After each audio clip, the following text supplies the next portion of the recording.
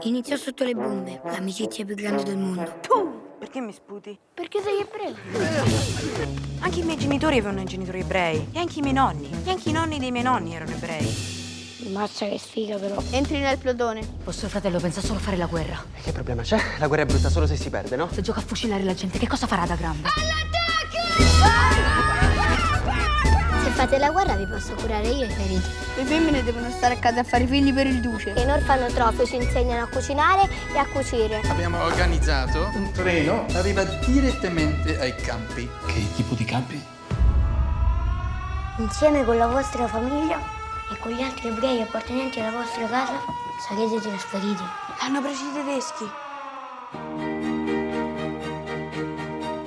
Riportiamo a casa Riccardo. È scappato oggi con la mia tenda. Anche Wanda. Vanno in Germania da Riccardo. Dobbiamo sempre salvarci l'un con l'altro. La fuga è l'idea di vostro fratello. Raga, cosa fai? Se non mangiamo io non cammino più. Non c'avevo come! Non capite quanto dolore e rabbia ha portato la vostra guerra. Aiutiamo l'imboscata. Sono una ragazza, non potete toccarmi il sedere. Sei scappata di nuovo. Se uno cammina mica scappa. La guerra non è un gioco per bambini. Allora lo dobbiamo andare a liberare. Allora non camminare. Corri.